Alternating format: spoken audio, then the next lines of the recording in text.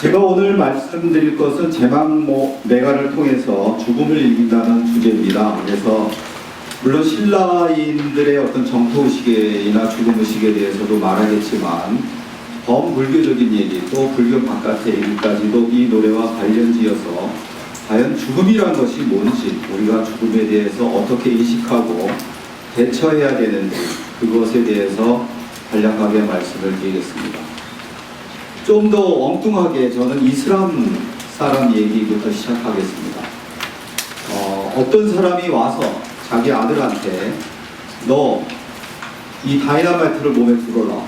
그러고 내일 어디 백화점에 가서 미국 놈들이 한 30명쯤 오면 이걸 터뜨려라. 그러면 너는 천국에 가서 40여 명의 미녀들과 함께 아주 행복한 삶을 살 거다. 그렇게 이제 말을 하는 것이 지금 현재에 진행되고 있는 현실입니다. 그것이 어떻게 가능하겠어요? 여러분들은 지금 아무리 불신이 깊다 하더라도, 내가 극락정토에 왕생하는 확신을 갖고 있다고 하더라도 여러분 자제분한테 그렇게 못하죠? 못할 겁니다. 자, 그것을 우리가 볼 때 분명히 그건 테러고 폭력이고 타인을 살해하는 짓으로서 그런 윤리적인 면에서는 물론 악입니다. 그러나 어떤 면에서 볼 때 이슬람이라는 그 종교 자체 안에서만 볼 때는 죽음에 대해서, 또 죽음 너머의 어떤 내세에 대해서, 또 이것을 모두 관장하는 마음의 신에 대해서 그 누구보다도 확신이 있기 때문에 가능했던 것입니다. 여러분들은 그 정도 확신을 갖고 계세요? 극락 왕생에 대해서 얼마나 여러분들 확신을 갖고 계십니까? 내가 내일 극락 왕생하는 것이 확실하다고 하더라도 내일 극락 왕생하기 위해서 오늘 자살하거나 내 자식을 죽이거나 이런 일은 감히 못할 것입니다. 우리가 이런 에피소드를 처음에 드린 것은 우리가 누구나 죽음을 두려워합니다. 왜? 단절이기 때문입니다. 내 몸도 사대로 흩어지지만 내가 사랑하던 것, 내가 의미를 부여하던 것, 내가 뭐 좋아하는 것, 뭐 맛있는 음식에서부터 시작해서 좋아하던 풍경, 내 자식들, 그런 모든 것으로부터 이제 우리는 단절되는 것입니다. 그리고 이것은 예고 없이 찾아옵니다. 그리고 아름답게 조화리르던 내 몸이 완전히 추해져서 피와 또 고름과 살과 그런 걸로 흩어지죠. 그리고 흩어질 뿐만 아니라 완전히 미생물들의 먹이가 됐다가 이제 사대로 흩어지게 됩니다. 그리고 누구도 이 죽음에 대해서 맞설 수가 없습니다. 인간의 과학이 굉장히 발달했지만 영생을 누린다든가 부활한다는 것은 아직까지는 불가능합니다. 그렇기 때문에 누구나 이제 죽음을 두려워합니다. 그리고 그 죽음을 넘어서 세계를 갖다 꿈꾸기도 합니다. 우리가 그걸 내세라기도 하고 타계라고도 합니다. 그래서 각 종교마다 내세를 갖다가 설정하고 있습니다. 철학이 언제부터 시작되냐 이렇게 물을 때 많은 사람들이 동의하는 것은 인간이 죽음을 인식했을 때부터 철학이 시작됐을 거다. 종교 또한 마찬가지라고 봅니다. 왜 그럴까요? 우리는 죽음을 통해서 인간의 삶이 유한하다는 것을 생각하게 됩니다. 그래서 자기 자신에 대해서 성찰하게 됩니다. 또 우리는 죽음이라는 단절을 통해서 그 단절 너머의 영원함, 부활이라든지 영생이라든지 영원한 진리를 꿈꾸게 됩니다.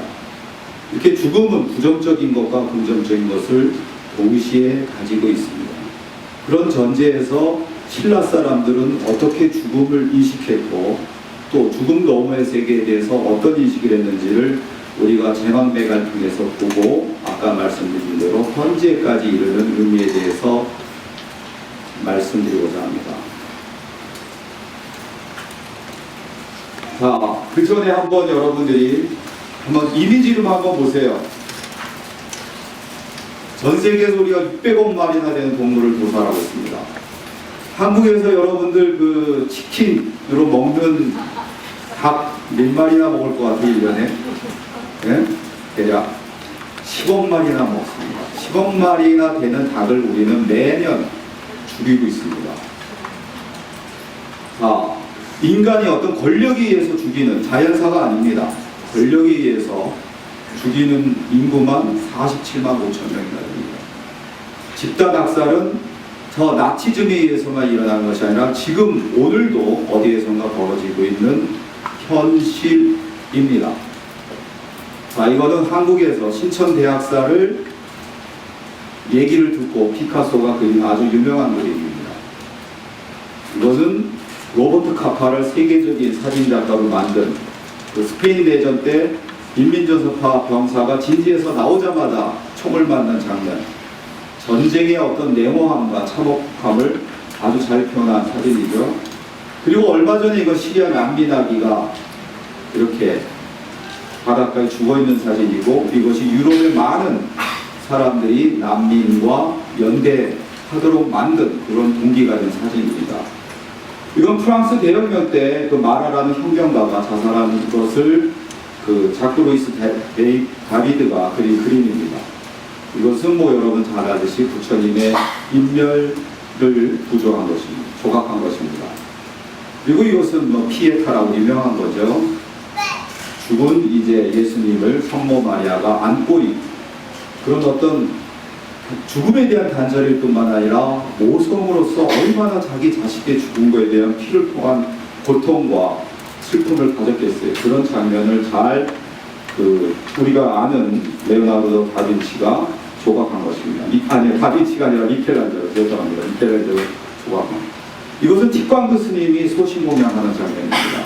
그래서 그 정권의 어떤 불교 탄압과 월남전을 반대하면서 소신공양한 장면입니다. 이것이 전 세계 사람들, 특히 유럽과 미국인한테 엄청난 충격을 주고 반전운동을 하게 된 계기가 된 사진입니다.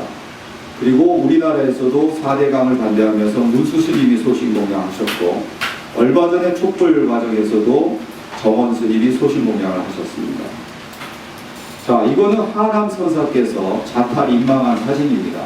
실제 하남 선사가 그대로 자선한 채로 임명을 하셨습니다. 자, 그래서 이제 제막내가로 넘어가겠습니다. 자, 한번 읽어보겠습니다. 죽살이 길은 예 있음에 머뭇거리고 나는 갑니다 말도 못 이루고 가난이고 어느 가을 이른 바람에 이에서에 떨어질 이처럼 한 가지에 나고 가는 것 모르는조 아 미타찰에서 만나리니 내 보답과 기다리보라.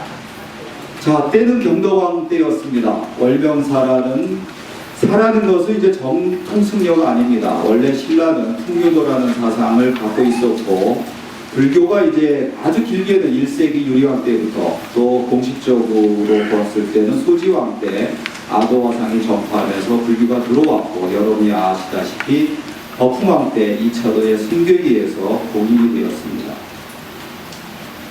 그렇지만 이제 불교가 완전히 뭐 지금과 같은 여러분처럼 이렇게 정통 불교를 추앙했던 것이 아니라 그 당시에는 밀교 계통의 불교가 들어왔었고, 풍류도라는 전통 사상과 대립하다가 하나로 결합하게 됩니다. 근데 여러분 지금 절에 가면은 산신각이 있죠? 네. 삼성각도 있죠? 네. 용왕단도 있죠? 그것이 풍류도라는 사상과 불교가 공존한 하나의 구체적인 모습입니다. 그래서 이제 용왕당이 있는 건 뭐냐면 해안가라든지 이런 데는 당연히 용신을 믿었겠죠. 용신을 믿고 풍호를 빌고 안전을 빌었겠죠. 그러다가 이제 그쪽에 불교가 들어오게 되니까 어떻게 돼요? 그 자리에 절을 지어주고 대신 용왕당을 부수지 않고 같이 공존하게 한 것입니다. 그래서 지금도 산신제도 지내고 간음제도 같이 절에서 지냅니다. 그러니까 황경사 부충답조 설화가 대표인 겁니다. 동쪽에 신궁을 지렸더니 용이 나타나서 어떻게 해요? 신궁을 지려다 말고 지은 절이 황경사죠. 그래서 황경사를 발굴해보면 흙이 이렇게 켜켜이 신백처럼 있어요. 왜 그래요? 그러니까 큰 호수에서 풍어를 빌고 안전을 빌면서 용신왕을 믿었던 거죠.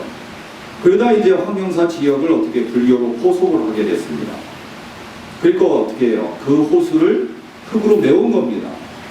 옛날에 불도저도 없는데 얼마나 호수를 메우기 힘들었겠습니까? 그래서 흙을 갖다가 실어와서 판축기법이랑 켜켜이 그리고 나무로 다지고 그 위에다 나무를 깔았어요. 그리고서 또 흙을 갖다가 부리고 다지고 또 나무를 깔고, 그래서 시루떡처럼 켜켜이 흙이 발견된 겁니다. 그래서 지금 황령사 터만 남았지만 거기에 용왕당이 있었던 흔적인 우물이 있습니다. 그래서 이제 용신앙을 믿는 세력과 불교를 믿는 세력이 공존한 흔적입니다. 그래서 이제 스승사자, 사자가 들어간 사람들도 바로 부처를 따르는 불자, 또 스님인 동시에 풍류도의 샤먼을 겸하는 사람들입니다. 그래서 이제 월명사가 있었던 거죠. 그 월명사가 어떻게 해요? 갑자기 누이의 죽음을 맞습니다. 이거는 일종의 세계 우리의 부조리라고 합니다.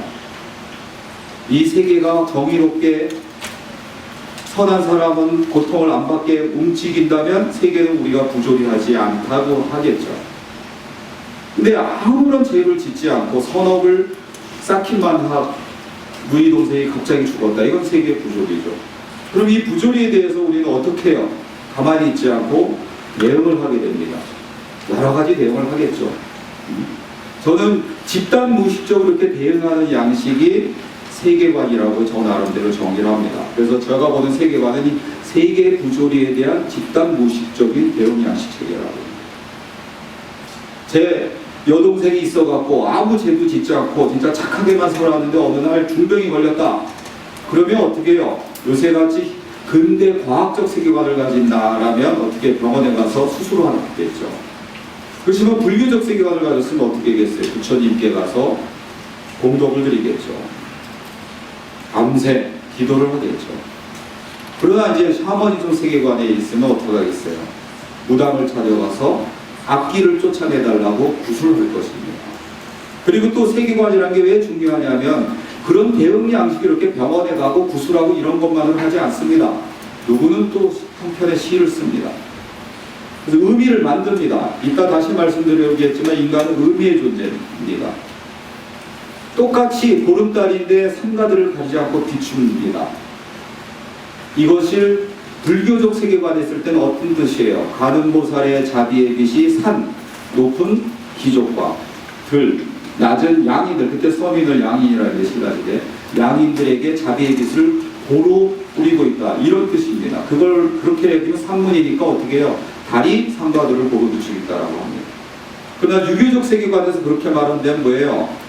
그것은 높은 양반, 들이라는 낮은 서민들에게 다른 뭐겠어요? 그럼 임금님의 은총이 고루 미치고 있다. 이런 뜻이죠.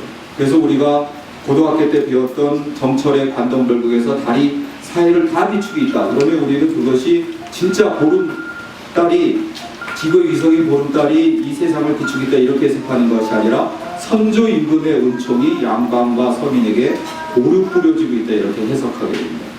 그래서 이런 것들, 이렇게 우리가 어떻게 부조리에 대응을 하는지, 그 대응하는 의미가 뭔지, 또 그것에 대해서 우리가 수많은 의미들을 만들고 해석하는 체계가 뭔지를 알려면 세계관이라는 걸 알아야 돼요. 그래서 이 시대는 이제 풍류도와 불교가 결합된 세계관이 지배적이고 주동적인 세계관이었습니다. 그런 바탕하에서 이것을 읽어야 됩니다.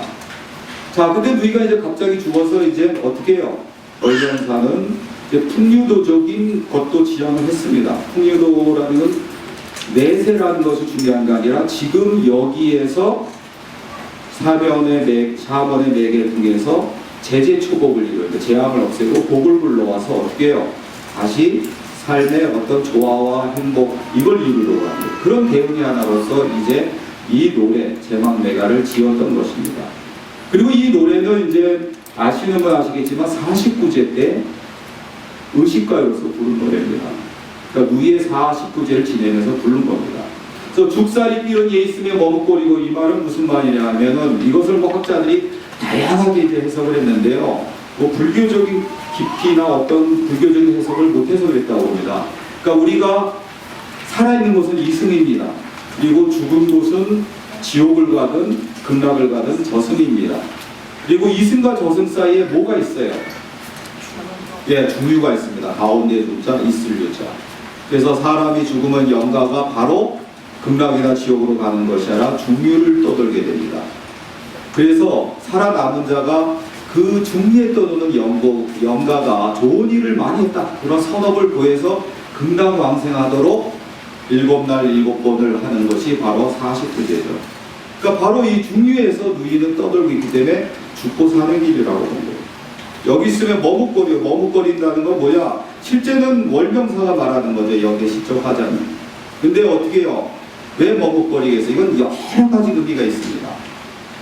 자, 월명사는 스님이지만 보통 또 사람이기도 합니다. 제가 아버지가 돌아가셔서 멍멍 울고 있는데 스님 아니면 뭐 제가 기독교도라고 칩시다. 목사님이 와서 너 왜 우냐? 신앙심이 모자른다. 극락왕생했다. 천국에 갔다. 그렇게 말한다면 신부님이나 목사님이 말은 맞지만 어떻게 했어요? 좀 비인간적으로 보이죠. 또 거꾸로 제가 아버지가 죽어갖고 나 이제 이 세상에 의미가 없다. 아버지를 따라서 죽겠다. 그러거나 매일 술이나 퍼마신다면 어떻게 했어요? 인간적이긴 하지만 신앙심이나 어떤 삶의 지표를 상실한 것이죠. 그러니까 한 평범한 사람으로 봤을 때 월명사 입장에서는 누이에 죽은 것은 아까 말씀드린 엄청난 단절입니다. 이제 누이의 모습을 볼 수 없습니다. 누이의 아름다운 목소리도 들을 수 없습니다. 누이가 차려주는 동양상도 받을 수가 없습니다. 그렇기 때문에 그 엄청난 단절 때문에 슬플 수밖에 없습니다. 그러나 스님으로서 생각할 때는 누이의 죽음은 잘된 일입니다. 이 고통의 바다, 화택에서 떠나서 극락 왕생을 이룬 겁니다. 실제 상무기사 설화에서는 이 49제 지나자마자 지전이 서쪽으로 날아갔다고 해요. 신라인들은 처음에 부처님이 하늘에서 내려오죠. 근데 어떻게 돼요? 나중에 땅에서 솟아옵니다. 왜? 이 땅 신라가 불교라는 생각을 하기 시작했기 때문에. 선덕의 왕이 나를 도리천에 묻어달라 그랬어요. 도리천이 어디 있어요? 그러니까 낭산에다 묻었어요. 근데 100년도 더 지나서 그 낭산 앞에 사천왕사가 세워졌습니다. 사천왕상이 있는 뒷공간이 바로 도리천이죠. 이렇게 본지수석서에서 신라 이 땅 자체가 바로 불국토라는 생각을 받았습니다. 그래서 왕은 전륜성왕의 화신이다. 화랑은 미륵의 화신이다. 이렇게 이제 생각을 했던 것입니다. 그런 생각으로 봤을 때 어떻게 했어요? 머뭇거리고 이는 또 이렇게 해석할 수가 있죠. 지전이 서쪽으로 날아갔다는 것은 바로 서역으로 갔다, 극락으로 갔다 이런 뜻입니다. 실제 그 신라인들은 선도산 서쪽에 있는데 그것을 갖다가 극락으로 생각해서 거기에 가면 엄청나게 많은 무덤이 있습니다.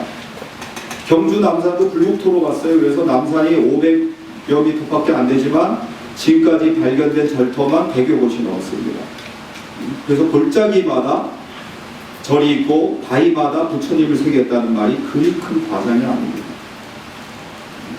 그래서 제가 예전에 대만 국립대학의 인문대 교수들을 끌고 남산을 갔었어요. 대만 사람들이 중국인으로서 한국을 거의 변방국으로 생각하고 한국의 역사 문화 아주 우습게 여깁니다. 근데 그들이 남산 보고 완전 깜짝 놀래갖고 그 사람들이 저한테 보는 메일이 다 충격받았다는 얘기예요. 한국 문화, 한국 불교 예술의, 불교 미술의 깊이에 대해서 완전히 놀랐다. 이런 얘기를 하고 있어요. 어쨌든 다시 돌아와서 지전이 서쪽으로 날아갔다는 것은 서쪽에 있는 서강 정토로 누이가 갔다는 것이고 극락왕생했다는 것을 의미합니다. 그러니까 머뭇거린다는 건 바로 중류에서 떠도는 것을 월명사가 이렇게 감정이입을 한 것이죠. 자기 입장에서 머뭇거리다 본 거지만 또 어떻게 보면 누이도 머뭇거리게 되죠. 내가 누이 입장으로 보면 정반대죠. 내가 이제 사바세계 고통의 불난집에서 떠나서 극락왕생을 했다는 면에서는 나는 어떻게 보면 좋지만, 그렇지만 이제 평범한 인간을 생각할 때 내 오라버니 누가 이제 봉양을 해줄 거냐, 누가 옷을 기워줄 것이고 누가 밥을 차려줄 것인가 걱정할 수밖에 없죠. 그런 것을 시계추처럼 왔다 갔다 할 수밖에 없는 거예요. 그걸 머뭇거리라고 표현한 거죠. 이 한 단어에도 이렇게 굉장히 많은 의미가 있는 것입니다. 나는 갑니다. 말도 못 이고 가난 있고. 자, 그냥 죽은 것만 해도 엄청난 단절의 슬픔을 겪을 수밖에 없습니다. 근데 누이가 갑자기 죽었어요. 아마 사고로 죽은 모양입니다. 그러니까 유서도 못 남기고 오라버니한테 간다는 말도 못 이고 갔어요. 그 때문에 더욱더 누이의 죽음이 슬프고 비통하고 또 막막할 수밖에 없는 거죠. 그 다음에 어떻게 어느 가을 이른 바람에 이에 저에 떨어질 입처럼, 그것은 이제 아주 단순한 메타포죠. 메타포라는 게 뭐냐면 유사성의 유출을 메타포라고 합니다. 그러니까 우리가 인간이 어떤 언어 기호만이 아니라 이 세상 만물을 보고 의미를 만드는 두 축이 있습니다. 그것이 하나는 메타포고 하나는 메토님입니다. 그러니까 메타포는 유사성의 유추입니다. 엄마 얼굴 보름달, 엄마로 알고 보름달하고 상관이 없잖아요. 보름달은 지구의 미성인 거고 엄마는 날 낳으신 분이고, 근데 어떻게 엄마 얼굴이 동그랗다라고 말해요? 보름달이라고 얘기해요. 동그랗다는 유사성을 가졌기 때문입니다. 별을 보고 우리가 조국의 독립이라고 의미 부여를 합니다. 왜? 별이 어두운 하늘에서 반짝이기 때문에 어두운 하늘은 식민지고 저 어두운 하늘에서 반짝이기 때문에 독립의 희망이다, 이상이다, 이렇게 의미 부여를 합니다. 이렇게 의미 부여를 할 뿐만 아니라 어떻게 해요? 더 나아가서는 실제 독립의 희망을 별 보고 가지게 됩니다. 그래서 인간은 의미의 존재인 것입니다. 또 메토님이 뭐냐면 인접성의 유추입니다. 누구나 칠판 그럼 지우개가 떠올리고, 허수아비 그럼 참새가 떠오르고, 축구 그럼 박지성이 떠오릅니다. 이렇게 인접성의 유추를 하고 연상을 해서 의미 부여를 하는 것이 바로 메토님의 인식입니다. 우리가 왜 까마귀를 보면 재수없다 그래요? 까마귀가 시체에 많이 가기 때문에 까마귀 보면 저승사자라니까 재수없다는 얘기를 합니다. 신라인들도 마찬가지였어요. 그래서 신라인들은 풍류도 세계에서는 세 개의 타계가 있었습니다. 저 하늘 너머에 천상계가 있고, 바다 너머에 해수계가 있고, 땅속에 지하계가 있다고 봤어요. 그래서 거기에서 어떻게 해요? 이승으로 왔다 다시 글로 돌아간다고 봤습니다. 그래서 이 세 개를 합쳐서 뭐라 그래요? 디아더월드, 타계라고 그래요. 그래서 어떻게 해요? 지금도 사람이 죽으면 우리는 타계에 가셨다, 돌아가셨다는 말을 그래서 쓰는 겁니다. 그리고 이 타계의 메신저들, 중개자들은 다 또 하위 신격이 돼요. 예를 들어 새 그러면 하늘과 땅의 중개자예요. 그러니까 새에게 소망을 밉니다. 또 새가 신의 뜻을 자기한테 전달할 수 있다고 생각해요.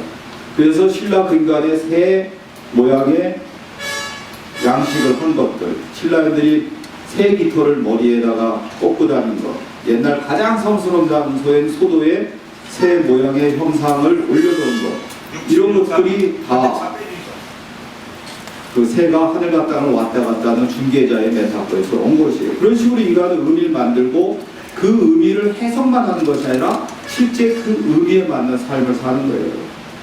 자, 여기서는 간단한 메타포가 나옵니다. 그러니까 이파리라는 것은 뭐예요? 싹이 돋으면 이파리가 나옵니다. 그래서 한 가지에 나고 가는 거고, 그러니까 가지가 부모인 것이고 이파리는 형제의 의미를 갖겠죠. 자, 그래서 한 가지 부모에게서 내 누이와 내가 같이 이파리로 나왔다 이거예요. 근데 나보다 더 어린 이파리가 사라져버렸어. 그러니까 가을이 되면 모든 잎들이 다 떨어져서 어떻게 돼요? 사라져버리죠. 낙엽이 돼서 떨어지고 또 미생물들의 분해에 의해서 사라져버립니다.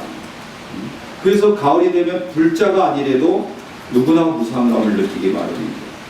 근데 가을이 아니라 여름의 끝무렵 딱 요맘때 이파리가 떨어져 버린 거예요. 여러분들 산에 아침에 가면 바람이 불어서 밤새 이파리 많이 떨어져 있죠. 지금 같은 밤 도토리 많이 떨어져 있죠. 아침에 가면 그런 것이에요. 그런 것처럼 내 누이가 자기의 수명도 다 못하고 갑자기 사고로 죽은 것을 이제 이렇게 얘기하는 거죠. 그래서 한 가지 나고 가는 건 모르는구나. 그래서 우리가 누구나 생은 알 수가 있습니다. 그래서 우리가 남은 이파리 떨어지는데 대해서 무상감을 느끼지만 자기가 가까운 사람이 죽었을 때 엄청난 무상감을 느끼게 됐죠, 당연히. 그래서 우리가 서양에서도 그렇게 얘기합니다. 1차적 죽음, 2차적 죽음, 3차적 죽음을 얘기합니다. 3차적 죽음은 뭐예요? 내가 그냥 아는 사람 죽은 거예요. 그러나 우리한테 그 3차적 죽음보다 더한 충격과 고통을 안겨주는 것은 바로 2차적 죽음, 사랑하는 사람의 죽음입니다. 여러분도 다 2차적 죽음은 한 번쯤은 겪었을 거 없습니다. 저도 제가 좋아하는 사람이 죽었을 때 많이 울었지만 가장 저가 많이 눈물을 흘리게 만든 건 아버지와 어머니의 죽음이었습니다. 근데 그거보다 더한 고통과 단절감을 가져다 준 건 1차적 죽음, 자기의 죽음입니다. 그럴 때 우리는 이제 한편에서는 자기가 살아온 것을 성찰하고 한편에서는 무상감이라는 걸 느끼게 됩니다. 그래서 무상에 대해서도 우리가 좀 더 이제 멀리 가서 우주에서부터 얘기를 하겠어요. 우주의 나이가 몇 살이죠? 네? 우주의 나이가 몇 살입니까? 138억 년입니다. 138억 년 전에 빅뱅이라는 것이 양자요동에서 일어나서 성감 물질이 흩어졌습니다. 그리고 그것들이 모여서 별을 만들었습니다. 태양계가 얼마나 커요? 응? 빛이 오는데 지구까지 8분 정도밖에 안 걸리지만 우리가 여러분이 타고 다니는 승용차를 타고 다니면 250년이 넘게 걸립니다. 근데 태양계는 지구에서 태양의 거리에 수백 배입니다. 그런 태양계가 2천억 개가 있는 것이 은하계 우주예요. 근데 그런 은하가 지금까지 발견된 것만 1800억 개입니다. 그래서 우리가 우주가 지금까지 보면 465억 광년이라고 추정합니다. 그러니까 빛으로 달려서 465억 년이나 돼요. 근데 그 너머에 또 우주가 있다고 봅니다. 그렇게 우주는 광대합니다. 자, 여러분이 피가 나면 어때요? 예, 무섭고 새 썩는 냄새 나지 않아요? 철 녹슨 냄새. 왜 그런지 아세요? 응? 철이라는 것은 30억도에서 26개의 양성제가 결합돼서 만들어집니다. 이것은 별이 폭발해야만 가능한 온도입니다. 즉 어느 별인가 폭발해서 철이 만들어져서 우주에 흩어졌다가 그 철분이 지구를 만들 때 들어왔습니다. 그리고 38억 년 전에 생명체가 처음으로 원핵세포라는 게 만들어졌고 그것이 진핵세포로 바뀌고 그 진핵세포가 뭐 양서류라든지 이런 걸 거쳐서 인류로까지 진화를 하면서 여러분 피 속에 들어온 것입니다. 그리고 제가 죽으면 어떻게 돼요? 묻히고 4대로 흩어지겠죠. 그리고 지구도 언젠가 폭발해서 성간물질로 흩어질 것입니다. 즉 생주이멸이라는 것은 온 우주의 삼라만상이 다 겪을 수밖에 없는 것입니다. 나고 머물다가 뭘로 바뀌고 사라지는 것은 모든 우주에 있는 모든 존재들이 다 겪을 수밖에 없는 것입니다. 생명체도 마찬가지입니다. 다 지나가면서 바뀔 뿐 아니라 다 죽고 사라집니다. 자, 근데 우리 불자들이 보는 생명이나 어떤 이 이코시스템이라고 했는데 그 에코시스템과 이 자연의 어떤 생태 시스템과 서양인들이 보는 것이 조금 다릅니다. 예를 들어서 여기 벌레가 기어간다, 바퀴벌레가 기어간다 그래서 제가 밟았습니다. 그러면 서양 사람들은 당연히 죽었다라고 말합니다. 그러나 그 바퀴벌레를 자세히 보면 어떤 일이 벌어져요. 개미가 그 바퀴벌레를 분해해서 갖고 가는 다리라든지 몸통을 분해해서 갖고 갑니다. 그래서 여왕개미한테 먹입니다. 그럼 여왕개미가 개미 알을 낳습니다. 그리고 바퀴벌레 껍데기에도 수억 마리의 미생물이 깃들게 됩니다. 그러니까 실체론적인 세계관으로 바라보면 바퀴벌레는 죽은 겁니다. 그러나 연기론적 세계관으로 바라보면 바퀴벌레는 죽은 게 아니라 뭐예요? 미생물과 개미로 바뀌었을 뿐이에요. 그러니까 우주 삼라만상에서 이 조그만 눈에나 간신히 보이는 미생물일까지 모든 것이 다 생주이멸합니다. 그런 면에서 보면 우리는 죽음을 안타까워할 이유가 없습니다. 내가 죽으면 나는 그냥 사라진 것이 아니라 다른 미생물로 바뀌는 것입니다. 그런 과정 속에 우리는 있을 뿐입니다. 자, 그렇다면은 이 우주는 끊임없이 반복과 순환을 되풀이하고, 그 되풀이하는 것은 간단히 얘기하면 생주이멸입니다. 그래서 부처님이 너무나 이 우주에서 온 생명체 원리까지 한눈에 간파하시고 연기법을 깨달으시고 또 그것을 더 맞춤해서 생주이멸을 하고 무상하다고 말씀하신 겁니다. 그렇다면 이것이 또 갖는 의미가 뭐겠어요?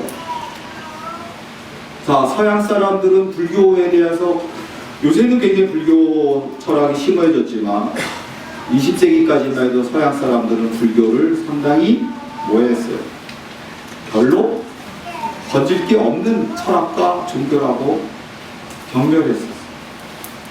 주변화했었어요. 왜? 그들이 공과 무아를 굉장히 허무적이고 부정적으로 해석했기 때문입니다. 공이 오히려 허무적이고 부정적이라 진공묘유라는 것을 몰랐었습니다. 무아도 마찬가지입니다. 자, 우리는 무아를 통해서 뭘 생각합니까? 우리 모두 오온의 결합체입니다. 아라는 것은 없습니다. 또 무상합니다. 이 강의를 시작하기 전에 얼굴과 제 얼굴이 지금 똑같이 보이겠지만 실제로 제 얼굴에서는 수천, 수만 개의 세포가 변했습니다. 바뀌었습니다. 찰나의 순간에도 우리 끊임없이 변화합니다. 양자 물리학자들은 그런 얘기를 해요. 우리가 여기 쇠공이 있다. 그럼 쇠공이 굉장히 단단해 보이지만 이 쇠공 안에서 원자 단위에서 보면 어떻게 해요? 끊임없이 전자가 엄청나게 빠른 속도로 돌고 있고 소립자들이 또 생주의를 하고 있습니다. 소립자들이 어디선가 나타났다가 어디선가 또 어디론가 사라지는 것들이 찰나의 순간에도 끊임없이 벌어지고 있습니다. 무상하지 않은 것은 아무것도 없습니다. 그렇다면 무상이 주는 의미가 뭘까요? 자, 사람들이 죽을 때 겪는 과정은 한 1~2% 빼놓고는 다 똑같다고 해요. 처음엔 뭐겠어요? 처음에는 부정합니다. 아, 이 의사가 잘못 진단한 거야. 다른 병원 가보죠. 두 번째는 어떻게 해요? 원망하죠. 하늘이 왜 나를 버렸는가?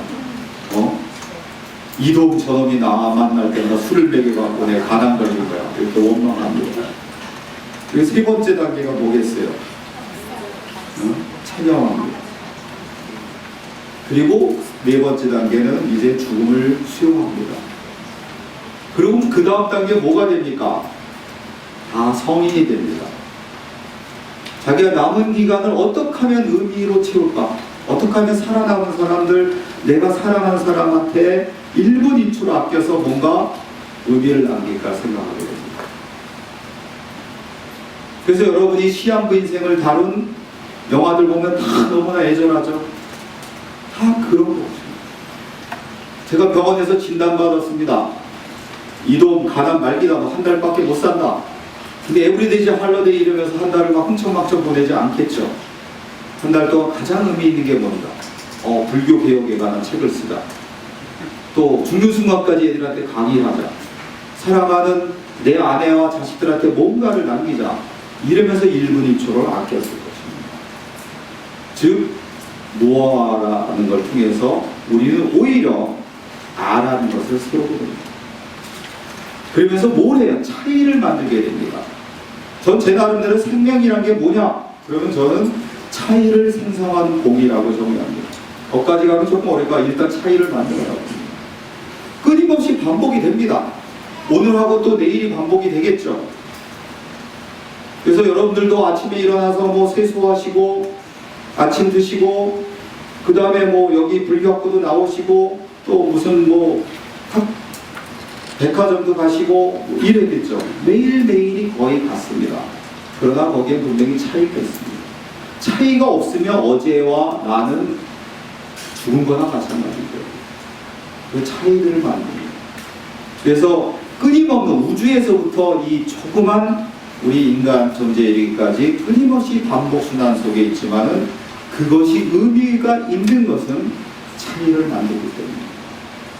그래서 오히려 우리는 이별한 이 존재 속에서 차이를 만드는 것에 대해서 의미를 갖게 되고, 그 차이들이 자비로움으로 나타난 사람이 있고 어떤 실존적인 성찰로도 나타나고 그런 겁니다. 그렇기 때문에 결론적으로 죽음이라는 것은 부정적인 것이 아닙니다. 거꾸로 우리 죽음에 다가갈수록 어떻게 해요? 삶을 더 충실하게 사는 거예요. 죽었다가 살아난 사람을 보면 되게 어떻게 해요?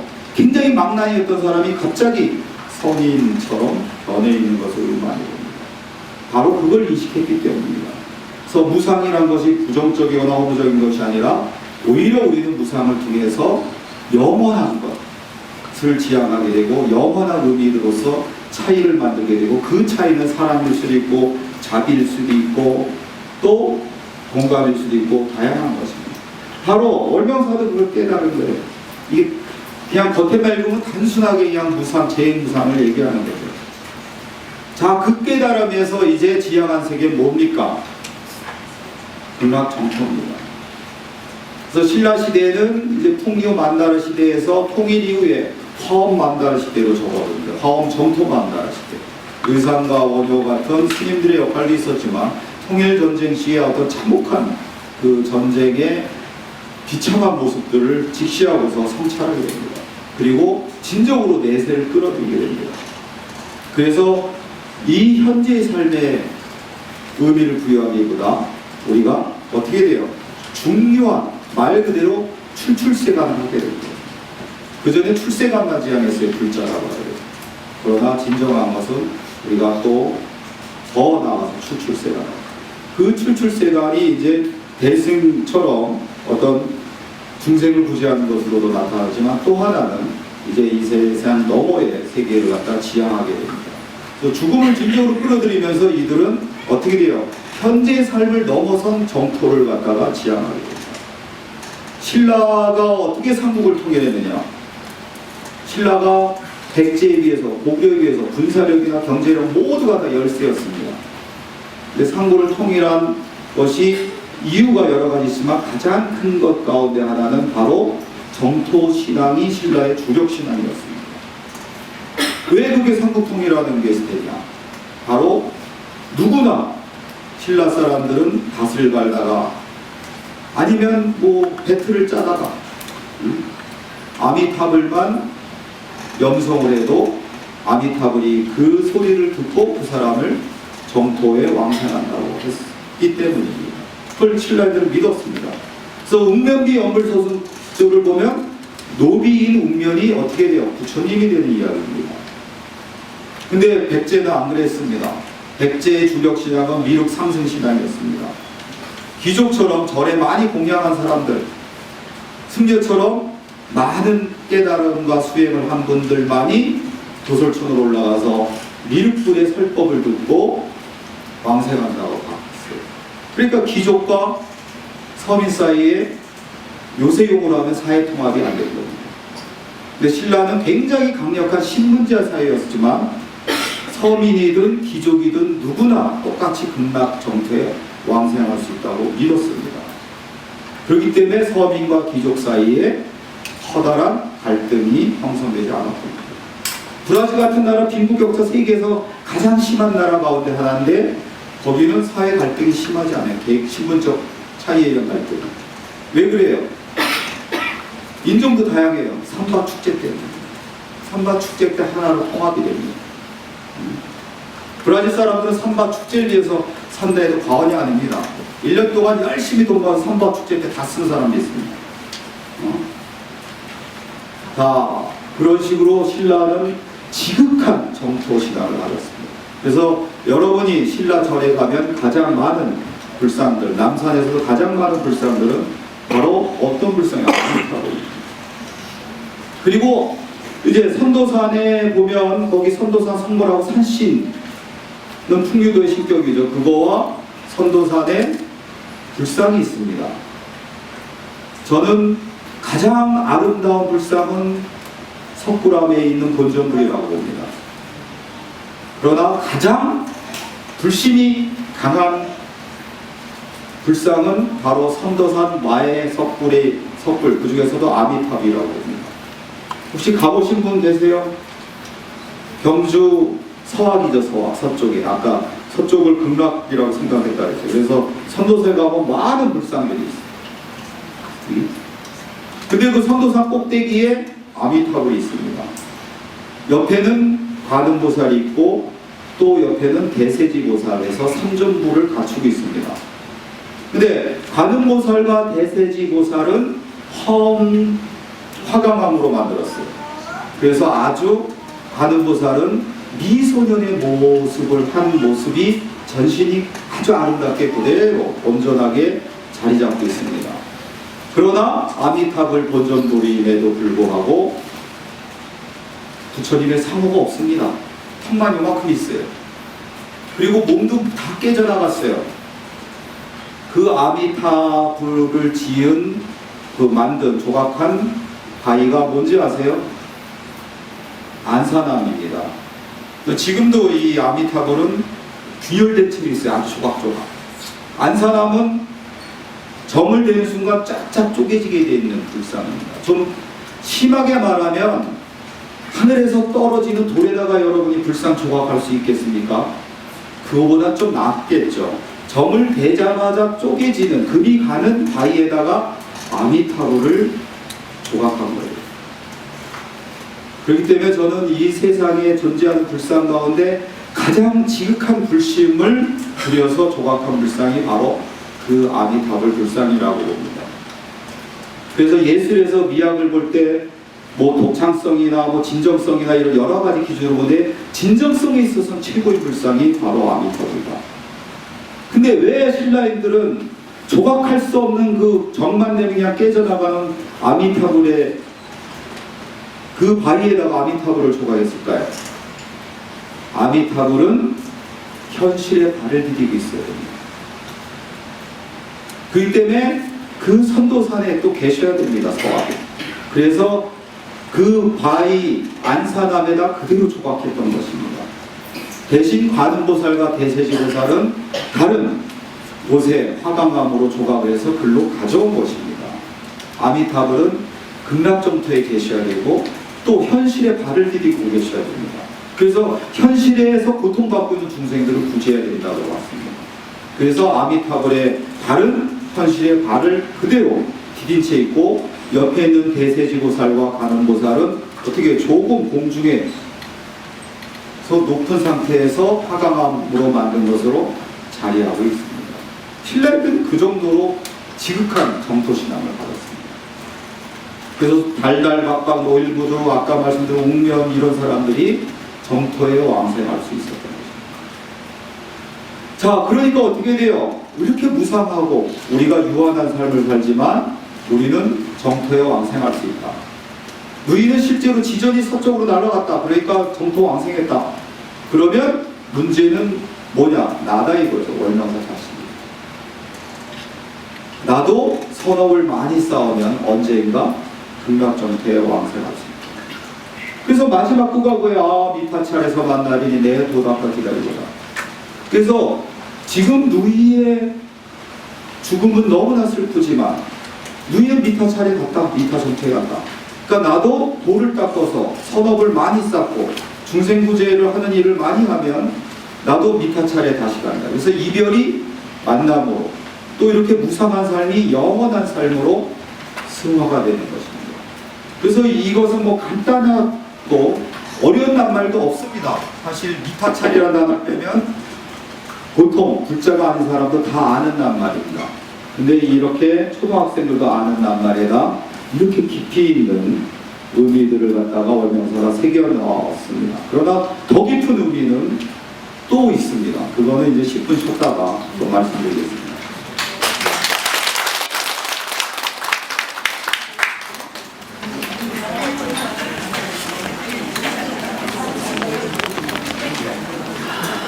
해주세요.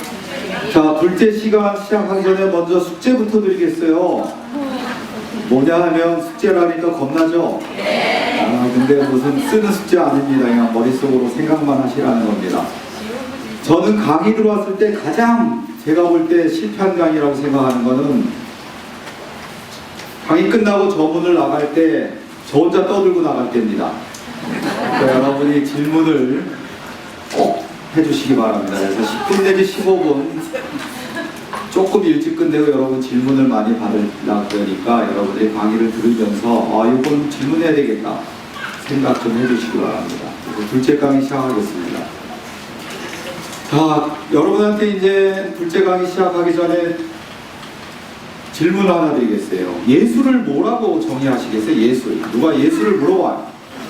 예를 들어서 제가 외계인을 만났어. 외국인을 만났을 때 그럽니다. 걔네들이 물어보는 게 뭔지 아세요? 니네 한국 문화나 예술에서 자랑할 게 뭐냐? 그럼 뭐 석굴암 얘기도 하고 불국사 얘기도 하고 한글 얘기도 하고 그럽니다. 근데 외계인을 만나서 니네 지구에서 자랑할 게 뭐냐? 지구 문명에서. 그럼 저는 두 가지라고 해요. 사랑과 자비. 사랑, 자비고 거의 같은 말이에요. 우리는 사랑과 자비라는 게 있다.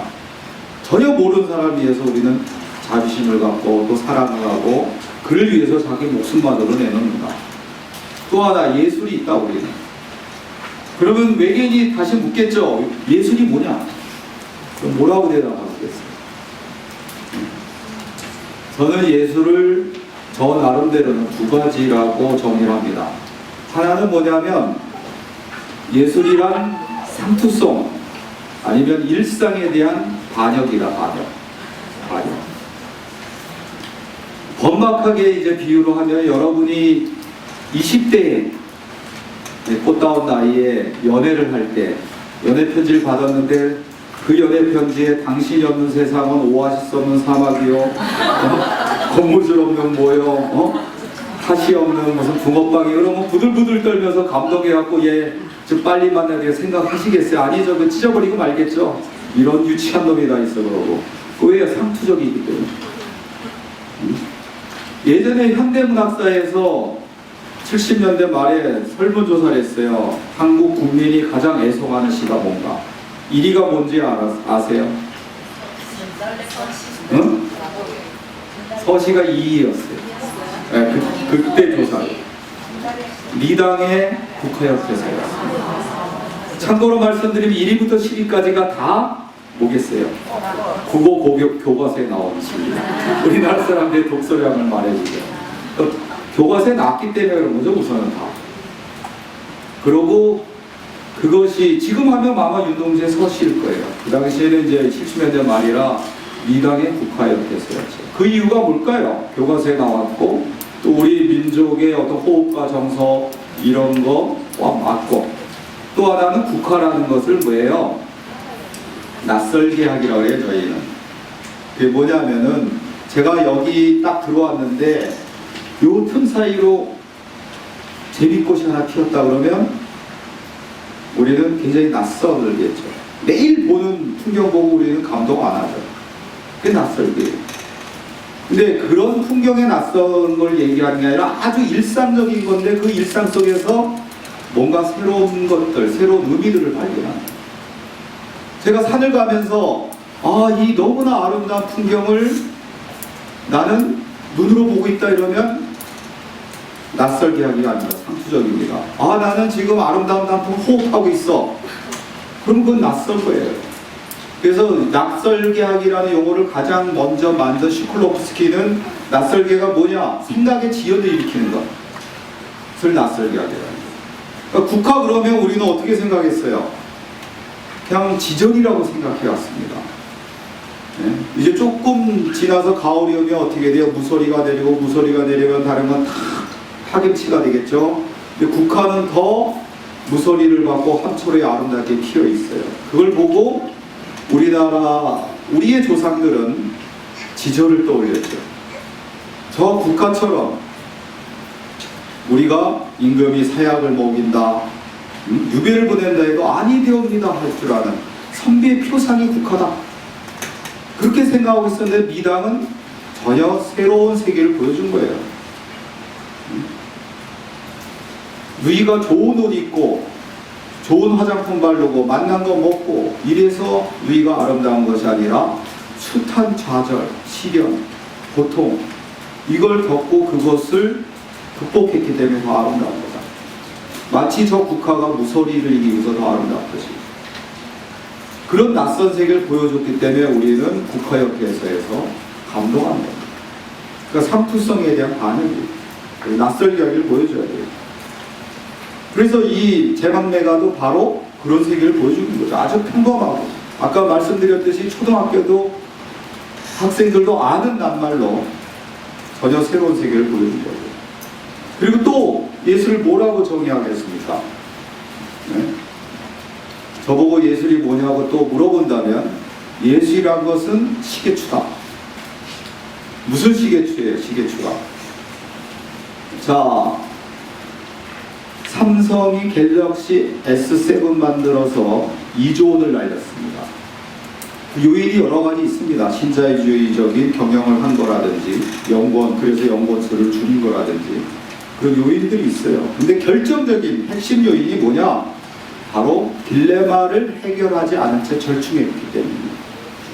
자, 이 스마트폰입니다, 이거. 자, 이것을 더 얇게 하려면 충전지를 얇게 해야 돼요. 배터리를. 근데 배터리는 얇게 할수록 어떻게 돼요? 충전 용량은 줄어들 수밖에 없어요. 전기를 저장하고 막 생성하는 공간이 줄어드니까. 그러면서도 충전지 배터리는 더 오래 가게 하는 거. 이게 딜레마였죠. 이것을 어떻게 해요? 절충해버린 거예요. 이 딜레마를 완전히 해결하고선 S7을 내놨다면 2조 원이나 되는 막대한 돈을 안 날렸겠죠. 근데 바로 그것을 적절히 해결하려다가 사고가 나기 시작했고, 그래서 2조 원이라는 돈을 날린 겁니다. 근데 이런 공학적인 기기만이 아닙니다. 우리 인생도 마찬가지입니다. 여러분 살면서 많은 딜레마를 겪잖아요. 남편 놈이 바람을 폈는데 저 녀석을 버리자니 자식들이 하고 이 관계가 좀 이상할 것 같고 참 딜레마가 있습니다. 그 딜레마를 적절히 넘어가 그냥 눈 감아주고 자식들하고 그냥 모른 채 살자. 자식들 모르니까. 그런데 언젠가 남편이 또 바람 피고 또 가정에 문제가 생기게 됩니다. 그래서 딜레마를 우리는 완전히 해결할 수 있는 급점까지 가서 해결을 해야 됩니다. 그러려면 왔다 갔다 시계추처럼 해야 됩니다. 딜레마를 적절히 해결한 소설, 시, 깊이가 없습니다. 논문도 마찬가지예요. 논문 쓰다 보면 꼭 딜레마가 있습니다. 그 딜레마를 적절히 갤럭시 S7처럼 해결한 논문은 깊이가 없습니다. 백과사전에 나오는 내용 거의 답습한 거 정도밖에 안 나옵니다. 그래서 논문 보고 나서 읽고 나서 읽은 시간 몇 시간이 아까 없습니다. 자, 이 제막내가 또 이렇게 21세기에도 읽힐 수 있었던 것은 그 딜레마의 극점까지 간 겁니다. 그래서 이렇게 분석을 했었어요. 여기는. 자, 여기 딜레마를 제가 딱 3번 구조로 분석을 했습니다. 일상적 공간으로 가면은 죽는 게 나쁜 거니까 저승리 부정함입니다. 긍정함은 뭐예요? 이승에서 누이와 나와 오래도록 잘 사는 거예요. 행복하게. 근데 이것을 또 여기에는 긍정 부정이 아니라 매개항이 있어요. 중류가 있습니다. 그래서 죽은 영가가 중류를 떠들고 중류를 매개로 해서 극락왕생할 수가 있어요. 자, 간전조고가 내가 승려다. 누이도 또 불자다. 간전적 공간에서 뭐 오히려 부정항이 이승입니다. 고통의 바람입니다. 그리고 긍정항이 오히려 죽는 거예요.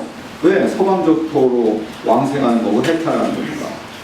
이것을 도가 이어주고 있습니다. 도를 닦아서 나는 많은 선업을 쌓고 내가 수행을 통해서 깨달음에 이르고 또 그래서 언젠가 열반에 이르면 나는 극락왕생을 할 수 있다.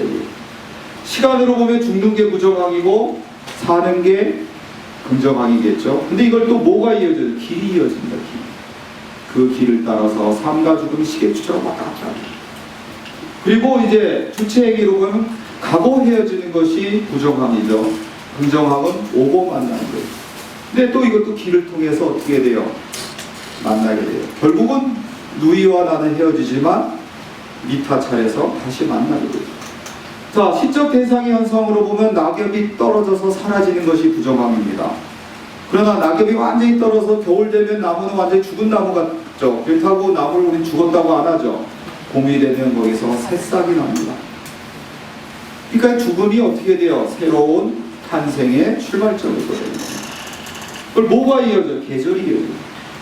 계절이란 걸 순환하기 때문에 우리는 겨울이 있지만 봄이 오리라고 생각하고, 저 나무가 아무런 이파리를 한 장 없이 죽은 것처럼 있지만 봄이 되면 거기서 싹이 나고 꽃이 피고 열매가 맺을 것을 우리는 알게 됩니다.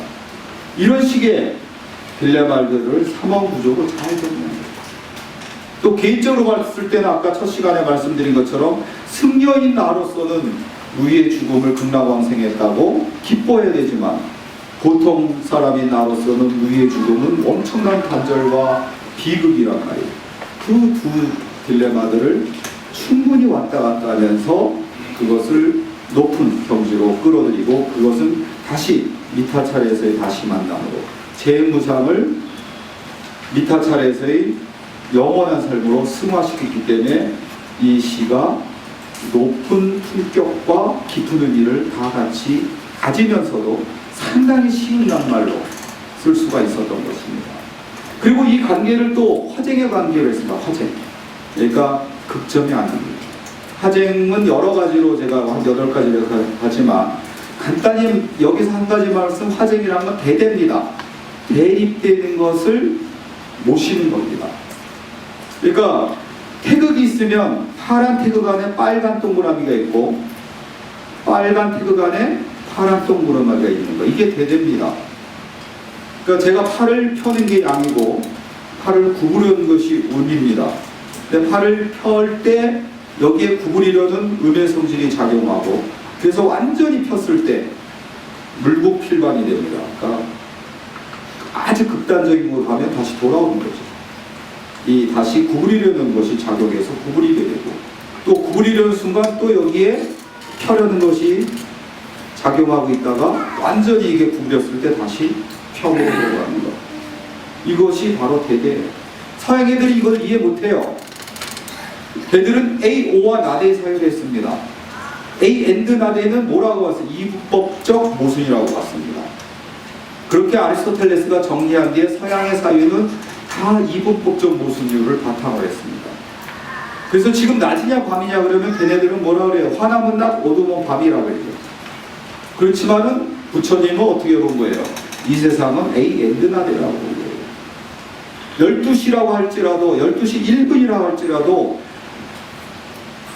12시에서 0.00001초도 모자라지도 남지도 않은 그 극점만 낮은 거다. 12시 1분이라고 해도 1분만큼 밤이 들어왔기 때문에 낮은 동시에 밤이다. 그 때문에 불교를 서양 애들이 이해하지 못하는 두 가지가 있는데, 하나는 아까 여기 벌레 얘기 든 채로 실체론적 사유를 합니다. 관계론적 사유나 연기론적 사유를 안 합니다. 그리고 또 하나는 A, O와 나대 사유로 봅니다. 이것과 저것을 구분합니다. 그러나 불교적 사유는 A and 나대 사유입니다. 부처님께서 이 실제 세계가 이데어와 그림자, 이성과 감성, 인간과 자연, 이렇게 이분법적으로 나뉜다고 생각하는 것은 바로 그야말로 가장 배격해야 될 생각의 체계라고 바라봤던 거죠. 그래서 이 세계를 어떻게 본 거예요? 실제 세계는 A and 나대라고 본 거예요. 서양에서는 이런 인식을 한 것은 버트란드 러셀 같은 사람도 했지만 퍼지 공학자들이에요. 공학적으로 봤더니 실제 자연이 그렇더라. 그러니까 전기가 흐른다 흐르지 않는다가 아니라 흐르는 동시에 흐르지 않는다 이거예요. 스위치를 꺼놨어도 거기로 미세한 전기가 흐른다 이거예요. 그래서 퍼지 공학이라는 걸 해냈고, 그 퍼지 공학을 일본 애들이 잽싸게 응용해서 퍼지 카메라, 퍼지 세탁기, 퍼지 헬리콥터를 만드는 거예요. 그러니까 카메라로 저기 있는 나무를 찍는다면은 그전에는 저 나무와 나의 거리가 30m, 그리고 여기에 있는 조도가 뭐 3000럭스, 여기에 맞춰서 사진을 찍었죠. 그러니까 자연 색깔 그것이 안 나왔던 거예요. 그러나 저 나무는 30m와 30m 사이에 있는 것이고, 조도는 3000럭스하고 4000럭스 사이에 있는 거예요. 그거를 응용하게 했더니 그것을 미세하게 조정했단 말이에요. 자연이 그러니까. 그래서 부처님은 실제 이 세계가 그렇다는 걸 알고 A and 나대라고 말합니다. 근데 우리도 서양적 사고에 익숙해요. 이것이냐 저것이냐 이렇게 구분하는 것이 분명하지. 지금 낮이냐 밤이냐 그랬는데 지금 낮인 동시에 밤입니다 이러면 미친놈으로 알겠죠. 근데 그게 바로 부처님의 어법이고 논리체계입니다. 근데 바로 월병사는 서양의 사유를 안 했던 사람이죠. 이 때문에 이것을 어떻게 돼요? 그런 식으로 바라보고 있습니다. 죽음과 삶, 이게 구분되는 게 아니라 죽음이 삶이고 삶이 죽음이다. 이별이 만남이고 만남이 이별이다. 왜? 아까 말씀대로 제가 시한부 선고를 받았다 그러면 더욱더 삶을 충실하게 살겠죠. 남은 한 달 한 달을 어떻게 하면 의미를 남기고 어떻게 하면 사랑하는 사람한테 더 뭔가를 베풀고 갈까 하겠죠. 이별과 만남도 마찬가지입니다. 이별하는 순간 우리는 더욱더 그 사람을 갖다가 그리게 됩니다. 우리나라 말에 굉장히 아름다운 말 가운데 하나에 뭐가 있냐면은 왜요? 뭐가 있는지 아세요? 눈에 밝힌다는 말이 있습니다. 원래 밝힌다는 건 뭐예요? 구체에 해당되는 거죠. 낙엽이 밝힌다, 돌이 밝힌다 것처럼. 근데 우리는 누군가 너무나 그리울 때 영어는 I'm missing you 그럼 끝나요. 근데 우리 눈에 밝힌다.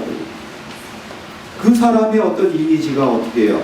내 앞에 구체적인 돌이나 낙엽처럼 나타났다가 사라짐을 반복하는 걸 밝힌다. 그래서 내가 프랑스에서 그 시로 박사받은 한테 그랬어요. 나는 오늘 순이가 눈에 밝힌다 그러면 뭐 어떻게 했냐 했더니 뭐 엄청난 시라는 거야. 밝힌다 이 뜻을 설명해줬죠. 또 만남과 이별이 어떻게 화쟁의 관계를 이루는가. 바로 월명사도 그런 단계를 만듭니다. 우리가 이별한 뒤에 그 사람의 진정한 존재를 알죠. 여기는 뭐 문 가운데 아마 첫사랑 연인을 아직도 못 잊고 계신 분 계실 겁니다. 이별을 해봐야 진정한 가치를 하는 거야. 있을 때 몰랐어 얘를 가치를. 그래서 이별할 때 오히려 더 그 사람의 가치가 드러나는 거죠. 그와 같은 관계를 이제 월명상 깨닫고 이야기를 하는 겁니다. 그거는 말의 하나 맛을 보기 위해서 이 처음으로 이 부분을 읽겠습니다. 국쪽으로 가세요. 9쪽과 10쪽은 천천히 읽어보겠습니다.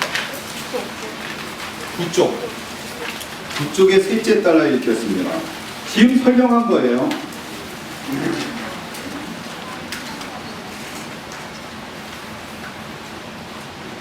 한 평범한 사람으로서 일상적 공간관으로 보면 저승은 부정적 공간이며 누이의 죽음은 한이다.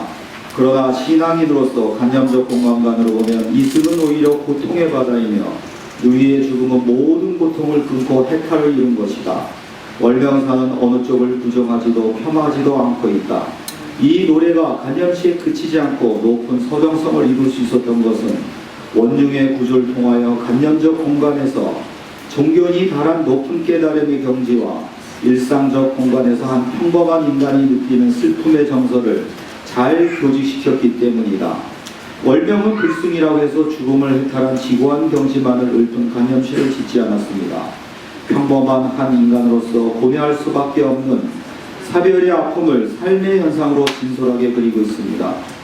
그럼에도 그것이 한 인간의 푸념이나 넋두리로 전락하지 않고 높은 문학성을 획득할 수 있었던 것은 한 평범한 인간으로서의 이별에 대한 고통과 슬픔, 죽음에 대한 불안의식을 부정하거나 초월시키지 않고 인정하는 가운데 만남에 대한 기대와 영원한 삶의 축으로 승화시킨 데서 기인합니다. 더불어 이 노래는 생과 사, 가고 옴, 만남과 이별, 이승과 저승, 이승과 서방정토 사이의 길과 도와 계절, 중유가 있어 이어주듯 삶이란 단절이 아니며 순환임을 드러냅니다. 이 모든 대립이 모순과 투쟁의 관계가 아니라 화쟁의 관계임을 넌지시 말하고 있습니다. 이 텍스트에서 만남과 이별, 삶과 죽음 등 모든 대립은 투쟁과 모순의 관계가 아니라 내기량을 다리로 하여 서로 화쟁의 관계를 이루고 있습니다. 만남이 있기에 이별이 존재해야 합니다. 그러나 언젠가 이별할 것을 알기에 사람들은 마지막처럼 상대방을 아껴주며 사랑을 불태웁니다. 처절하게 사랑하지 않는 자에게 이별은 없으며 이별을 전제하지 않는 사람은 모든 것을 던지지 않습니다. 이승이 있어 저승이 있고 저승이 있어서 이승이 있습니다. 삶이 있어 삶의 끝인 죽음이 있고 죽음이 있기에 사람들은 유한성을 인식하고 하루하루를 의미로 채우려 합니다. 죽음이 없다면 있음은 아수라장으로 변하였을 것이며 삶이 없다면 졌음은 아무 의미도 빛도 없이 싸늘한 어둠 세계였을 것입니다. 그리고 낙엽이 떨어진 자리에 봄이 오면 싹이 돋고 꽃이 피듯 삼라만상은 수만합니다. 낙엽이 떨어졌다고 하여 그 나무가 아주 끝났다든가 죽었다고 할 수 없는 것처럼 인간의 육체가 소진하였다고 죽었다고 할 수 없는 것이며 이별이라고는 더욱 말할 수 없는 것입니다. 이처럼 제망레가는 다성의 목소리를 갖습니다.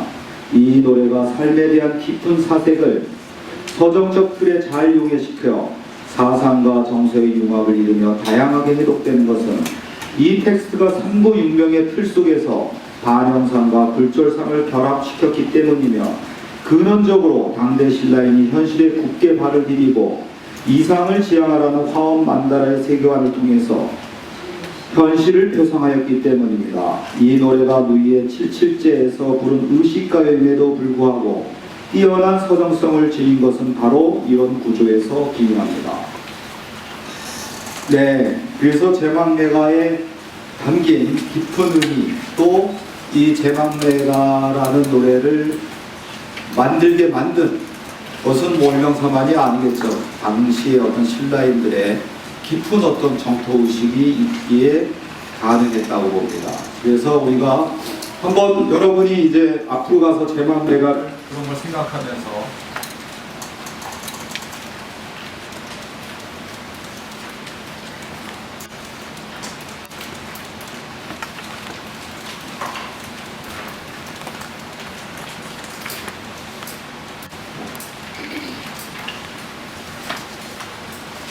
자, 읽어보세요, 이제. 자, 다시 한번 읽어보세요. 하나, 둘, 셋. 죽살이 끼를 예수의 나는 갑니다. 말도 모이고 하나님고 너는 나를 이룬 바람에 위에서에 떨어질 입처럼 한 가지에 나고 가는 곳 모르는 점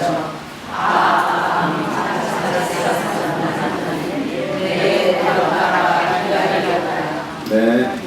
자, 여기 제가 읽은 부분에서 아마 모르는 단어가 삼고육명이라는 말일 겁니다. 이게 향가라는 거의 구조에 대해서 이제 삼고육명이라는데, 삼구라는 것은 이렇게 초구, 승구, 아는 전구예요. 차사라고 하는데, 그리고 마지막 결구 이렇게 이루어져 있습니다. 삼구입니다.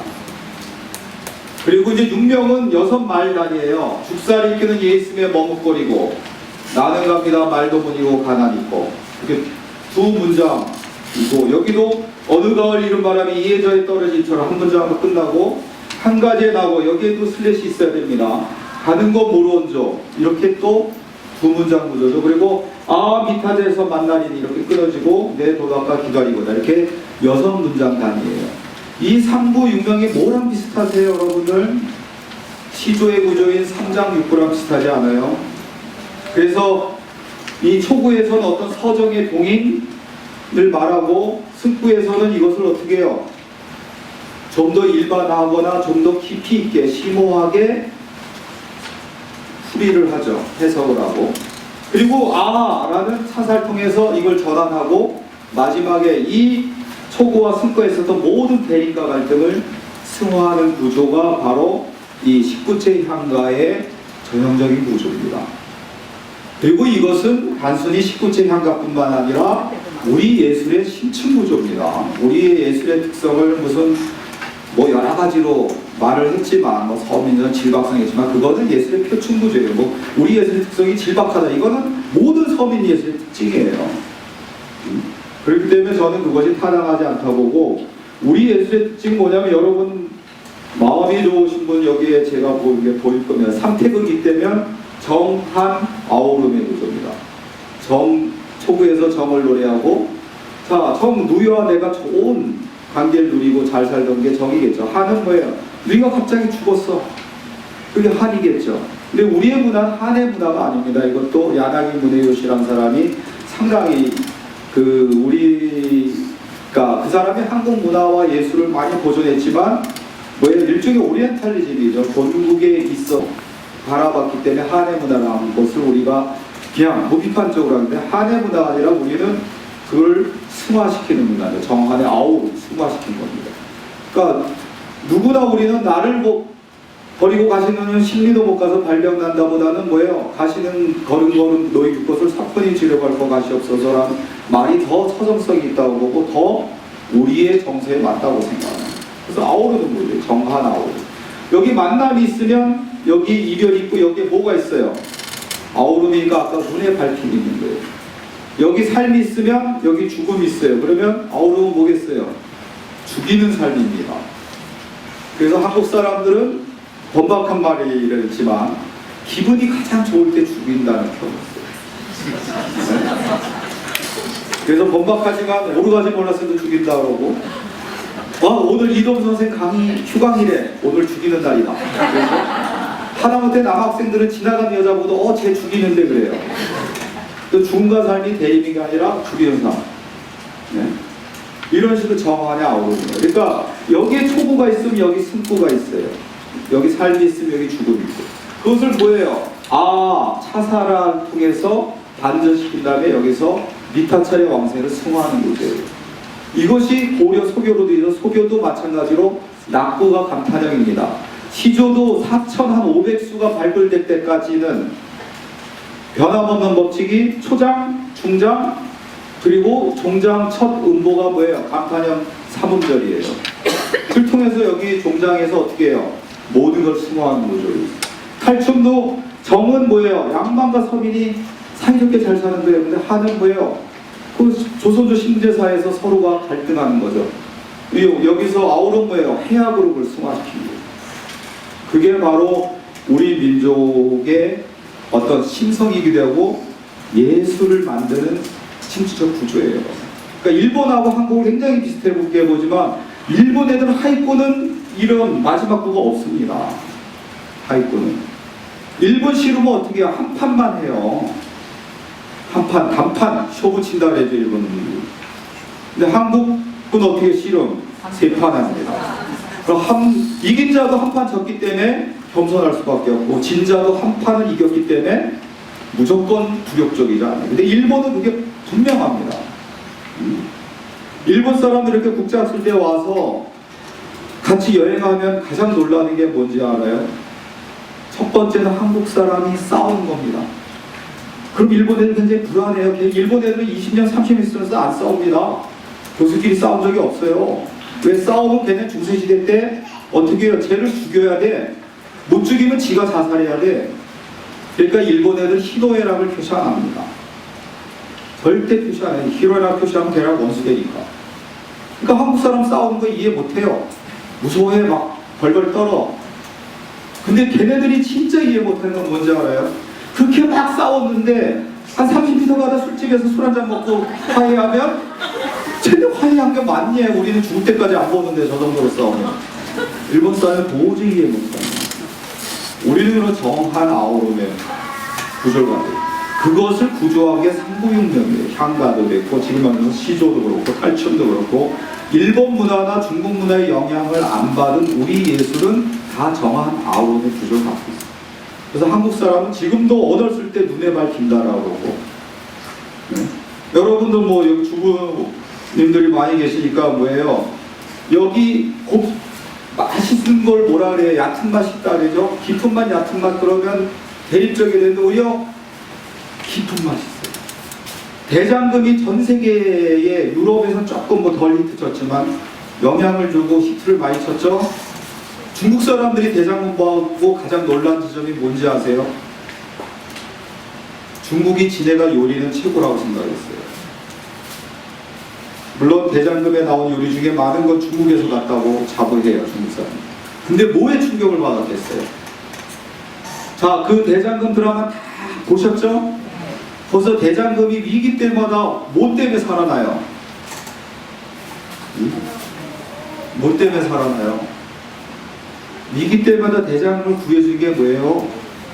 물론 장금이의 착함과 지극 정성이 담긴 요리죠. 근데 그 요리를 그렇게 만들 수 있게 된 게 뭐예요? 간장이죠. 엄마가 물려준 간장. 거기서 엄마 친구인 누구예요? 그 탤런트 누구죠? 그분이 준 장이잖아. 자, 중국인들이 여태까지 지네가 요리 최고라고 먹고 그 5가지 맛, 쓴맛, 신맛, 뭐 짠맛 이런 5가지 맛을 좋아시킨다고 봤는데 한국인 한 가지 맛이 더 있는 거야. 무슨 맛이에요? 깊은 맛, 숙성된 맛, 발효의 맛. 그러니까 간장도 똑같은 미역국에 1년 된 간장 쓰냐, 10년 된 간장 쓰냐, 30년 된 간장 쓰냐 맛이 달라지죠, 미역국 맛이. 그리고 우리 30년 된 간장 썼으면 그 30년 된 간장이 갖는 깊은 맛을 우리는 느낄 수 있는 미각을 문화유전자로 갖고 있어요. 그게 우리 문화의 핵심이라고 해요. 그래서 저는 남산 구경할 때 그래. 야, 니네 뭐 자금성 구경하는 애들이 경복궁 보고서 뭐 자금성에 화장실만 하다고 얘기하는데 우리는 그렇게 거대하게 산을 제압하는 게 아니에요. 우리는 절을 질 때 크게 짓는 거가 중요한 게 아니라 얼마나 여기 온 사람 마음 평안한 거예요. 그리고 그래서 우리는 오히려 절을 능선을 압수하지 않게 짓는다. 얼마나 자연과 조화를 이루느냐. 그게 우리의 가장 큰 관건이에요. 그렇기 때문에 한국절은 니네 외국인들이 가도 평안함을 줄 거다.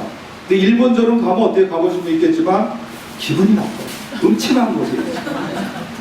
그리고 거기는 그림도 무슨 지옥도 그려놔요. 한국절은 어떻게 극락도로 그려요. 부처님 웃는 부처님이에요. 근데 일본 부처님들은 화내는 부처님들이 되거든요. 왜? 걔네들은 압박을 해서 불교를 믿게 만들고 우리 평안함을 느껴서 불교를 믿게 만드는 그 차이예요. 어쨌든 다시 돌아와서 한국인의 심성을 얻습니다. 그렇기 때문에 한국인들은 정한 아우름이에요. 그렇기 때문에 지금 막 그냥 막 치고받고 싸워도 금방 막걸리 한 잔 먹고 회의하는 게 한국인의 심성입니다. 그런 심성이 담긴 게 또 우리 예술이고 그것을 구조한 것이 삼부윤명이에요. 그래서 삼부윤명이 시조의 삼장육부가 된 것입니다.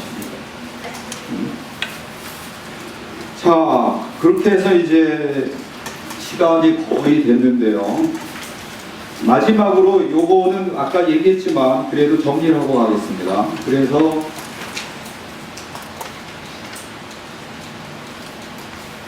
자, 붓다. 부처님의 가장 마지막 가르침을 뭐 자등명, 법등명이라 하는 사람도 계시지만 바로 이 말씀입니다. 핵심은 두 가지입니다. 모든 존재는 무상하다는 것. 그래서 방위하지 말라는 것입니다. 그럼 무상과 방위를 왜 여기다가 대치했느냐? 자, 이렇게 아까 말씀드린 대로 우주도 생주이별하고 생명체도 모든 것이 다 생주이별합니다. 그래서 이 시를 한 번 더 읽어보겠습니다. 자, 시작. 하루라는 오늘이라는 이 하루에 뜨는 해도 다 보고 지는 해도 다 보았자고 더 이상 더 볼 것 없다고 알까고 죽는 하루살이 때 죽을 때가 지났는데도 나는 살아있지만 그 어느 날 그 하루도 산 것 같지 않고 보면 천년을 산다고 해도 성자는 아득한 하루살이 때. 자, 오연 스님, 설악산 신흥사 회주 스님이십니다. 아주 이것도 좋은 시입니다. 그래서 따로 제가 이거 비평까지 썼어요. 너무 좋아서. 자, 여기서 우리가 이제 아까 메타포 얘기했죠. 유사성의 유추. 하루살이가 아득한 성자가 됐어요. 유사성의 유추가 뭐겠어요? 네? 어떻게 하루살이가 우리 하루살이 그러면 그냥 하루밖에 못 사니까 아니 그냥 뭐 소인배들을 하루살이라고 그렇게 메타포는 많이 했죠. 근데 어떻게 성자가 되냐 이거예요. 자, 하루살이는 여러분이 알다시피 하루밖에 못 살아요.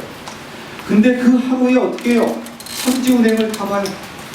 해가 뜨거지는 우주 천지운행을 타봐. 그리고 하루밖에 못 사니까 어떻게 해요? 아까 시한부 인생을 사는 사람처럼 하루에 모든 것을 다 바쳐. 온몸을 다해서, 실제 하루살이는 겁니다. 온몸을 다해서 사랑을 합니다. 온몸을 다해서 사랑을 하고 자기 몸을 지켜서 그래서 결국은 알을 낳고 그래서 자기 유전자를 남기고 죽어요. 이렇게 하루밖에 못 사는데 우리는 90년, 100년을 살아도 조금 더 살라고 아둥바둥하는데 하루밖에 못 사는데도 어떻게 해요?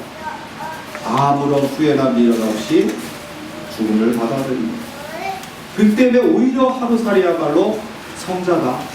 내가 설악산에 해주라고 많은 사람이 나를 추앙하고 존경하지만 오히려 난 하루살이에 비하면 아무것도 아닌 일체의 중생에 불과합니다. 바로 이 하루살이와 같은 삶을 이식하고 하루 동안 자기 몸을 지켜내고 사랑을 나누고 그래서 알을 낳듯이 우리도 바로 그런 삶을 살아야 됩니다. 그래서 다시 말씀드리면 죽음은 삶의 반대말이 아니라 우린 죽음에 다가갈수록 어떻게 해요? 오늘 하루하루를 하루살이처럼 살 수 있는 거예요. 그래서 하루살이 같지만 아득한 성자가 됩니다. 우주 138억년의 시간을 1년으로 환산하면 우리는 12월 31일 날 마지막 몇 분이 인류 문명을 삽니다. 인류 문명 600만 년, 인류 역사 600만 년이죠. 거기 문명사 10,000년도 안 돼요. 그 10,000년은 몇 초밖에 안 됩니다. 그 안에 우리 삶 100년을 산다고 하더라도 0.000 몇 초밖에 안 됩니다. 실제로 우리 삶의 하루살이입니다. 우주의 전체에서 보면. 그래도 아무런 의미가 없는 것이 아니죠. 어떨 경우 차이를 만들 경우.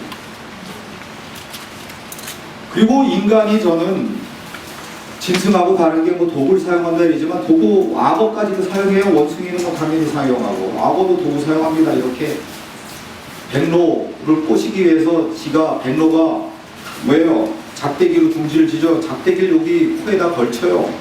그리고 그 작대기 물로 백로가 내려 잡아먹어요. 그러니까 머리가 그렇게 나쁜 악어, 파충류도 도구를 사용해요. 그럼 인간이 짐승과 가장 다른 게 뭐냐? 타자의 고통에 공감하는 거거든요. 우리 용어로는 자비심을 내는 거예요. 그래서 유마경에 있듯이 중생이 아프면 보살로 아프다. 바로 그런 마음을 갖고 뭔가 차이를 만들 것, 의미들을 남기는 것, 그것이 바로 우리가 이 광대한 우주에서 가장 의미 있는 일이라고 합니다. 이 138년에 0.00001초도 안 되는 이 순간에 이 465억 광년이 되는 그 넓은 우주에서 이 조그만 대한민국 땅의 부산에서 만난 이 인연이란 것이 기적과 같은 것이고 거기 지금 이 자리에 옆에 있는 여러분들이 너와 내가 굉장히 중요한 것이고 그들에게 내가 뭔가 의미를 남기는 것, 뭔가 이 우주 역사에서 뭔가의 조그만 차이를 만드는 것, 이것이 가장 저는 우리가 죽음을 통해서 얻는 삶의 자리라고 생각합니다. 이상으로 마치고 박수 치지 마십시오. 질문을 받아드릴까? 질문을 받겠습니다. 이미 우리는 죽음을 내재하고 있다는 거죠. 인간 존재가. 그러니까 우리가 이제 저녁의 강의에서는 그걸 12연계하고 연관시켜서 말씀을 했는데 12연계론과 같은 이치예요. 무명이 결국 노사까지 만드는 거와 똑같은 거죠. 근데 물론 그런 12연계 체계로 하이데거가 본 거 아니고 인간이란 건 삶 자체에 이미 태어나서부터 죽음을 얘기하고 있다. 그걸 좀 더 과학적으로 풀어서 설명하면 그겁니다. 내가 살려고 먹죠? 여러분 다 살려고 먹죠? 그리고 50일 이상 안 먹으면 죽죠? 근데 살려고 먹는 건데 살려고 먹는 게 어떻게 돼요? 죽음을 재촉합니다. 먹는 순간 내가 어떻게 돼요? 그 먹는 이유는 그 먹는 거의 물질을 통해서 내가 일종의 화학공장입니다. 생명체는. 화학적인 성분을 취해서 에너지를 갖다 만들기 위해서예요. 근데 그렇게 하면서 나는 뭐예요? 생명의 조건은 첫째 물질 대사한다는 거예요. 물질 대사를 통해서 에너지를 만들고 어떻게 돼요? 그리고 세포가 어떻게 돼요? 그만큼 늙어버립니다. 죽음으로 가는 겁니다. 먹을수록 죽는 거예요. 일본인들이 장수국가인 이유 가운데 하나는 적게 먹겠지, 적게 먹어요. 그러니까 삶 자체가 오히려 죽음을 안고 있다. 그리고 또 하나는 제가 이제 아까 말씀드린 대로 시한부 인생을 산다. 그러면 어떻게 되겠어요? 죽음을 받아들인 다음부터는 오히려 성인이 된다 그랬잖아요. 삶을 더욱더 의미있게 산다. 왜 그래요? 그럼 극단적이지만 인간은 언젠가 죽는다는 유한성을 인식하게 됩니다.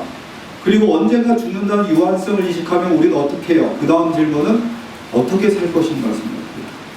그러니까 인간은 만약에 인간이 죽지 않고 영생을 누린다면 이 세상이 저는 아수라가 됐을 거라고 봅니다. 우리가 언젠가 죽는다는 걸 통해서 어떻게 살 것인가라고 그래서 실존적인 성찰을 하게 됩니다.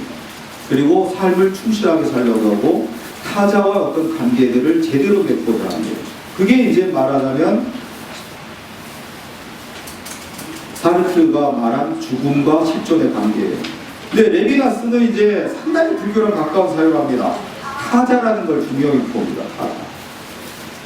아까 1인칭 죽음, 2인칭 죽음, 3인칭 죽음 했지만 우리한테 가장 중요한 거 레비나스는 타자의 목소리에 귀를 기울여야 된다고 얘기합니다. 자, 20세기 초대에 그런 것이 질문으로 던져졌습니다. 왜 교양과 상식 또 민주주의 이런 것이 굉장히 발달된 20세기에 집단 학살이 끊이지 않느냐 이거예요. 그렇잖아요. 옛날처럼 중세처럼 무지몽매한 시대에 몰라요. 거기에 대해서 한나 아렌트는 뭐라고 봤어요? 평범한 악이라고 해요. 그러니까 아이만 재판에서 아이만이 평범한 이웃 아저씨 같더라 이거예요. 근데 순전한 생각 없은 상태에 있었기 때문에 그렇다 이거예요. 그 유태인을 학살하는 것이 뭔지 의미에 대해서 생각을 안 했다는 거죠. 그리고 스탠리 밀그램은 권위에 대한 복종 개념을 꺼냅니다. 그래서 우리가 민간인 학살했습니다. 우리 한국군도. 왜? 장교 목련 거부할 수 없습니다. 권위에 대한 복종 개념. 근데 저는 그거보다 더 큰 게 뭐냐? 독일성의 패러다임에 갇혔기 때문입니다. 아이만 보고 독일 우파 중산층 시민을 학살하려 했으면 학살하지 못했을 겁니다. 실제 일본에서도 가장 악랄하게 조세인징을 학살한 사람들은 누군지 아세요? 일본 천민입니다. 불황민입니다. 우리나라 굉장히 좋은 나라예요. 박근혜 정권 뭐 독재였다 뭐 이렇게 말하는 사람도 있지만 그런 정권에서도 우리는 불황민들 천대하지 않았어요. 일본의 불황민들이요. 지금 일본에서 정육점 하는 사람은요. 결혼 못해요. 일반 서민들하고. 그래서 걔들은 어느 순간 사라져요. 대출도 안 돼요. 우리나라 정육점 한다고 대출을 안 해줘요. 은행에서. 일본은 대출 안 해줍니다. 그러니까 얘네들이 정신 하나 망하면 자살해버리거나 얼른 사라져. 실종돼버립니다. 이게 독일성의 태도. 걔네들이 어떻게 해요? 한국인을 악랄하게 학살한 거예요. 가장. 왜? 한 번도 일본인한테 일본인이라고 대접을 못 받았어요. 그러니까 한국인을 악랄하게 학살하면서 일본인이라고 인정받고 싶었던 거예요. 그러니까 독일성의 태도. 그러니까 유럽의 신부가 마야족, 잉카족 수십만 학살했습니다. 백인이란 못 그랬겠죠. 어떤 신부는 어떻게 아기를 들어가고 땅에다 바위에다 막 머리를 부딪혀요. 몇 번에 죽나 보려고. 백인 아기란 못 그랬겠죠. 다른 신부는 그걸 안 말립니다. 그걸 기록합니다. 백인이기 때문에. 그러니까 타자화하면 백인이 유색인종, 쟤들은 짐승이야. 기독교도들이 이교도들, 불교도들, 이슬람교도 얘네 타자야. 이렇게 하면은 거기서 어떻게 해요?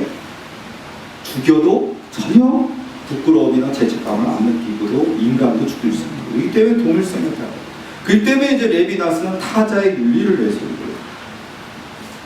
그래서 그 타자의 죽음에 대한 윤리, 타자들이 죽었을 때 그에 대한 윤리, 그 두 가지가 결합돼야 된다는 거죠. 그러니까 죽음에 대해서 그러니까 서양식으로 사고할 때 오늘은 이제 우리 정토나 불교에다 초점을 맞췄는데 바로 우리가 더 넓혀서 서양까지 끌어들일 때 죽음에 대한 올바른 자세는 뭐냐? 우리가 죽음을 끌어들여서 오히려 삶을 삼답게 사는 실존적인 성찰, 이런 사르트르적인 인식이 필요하다.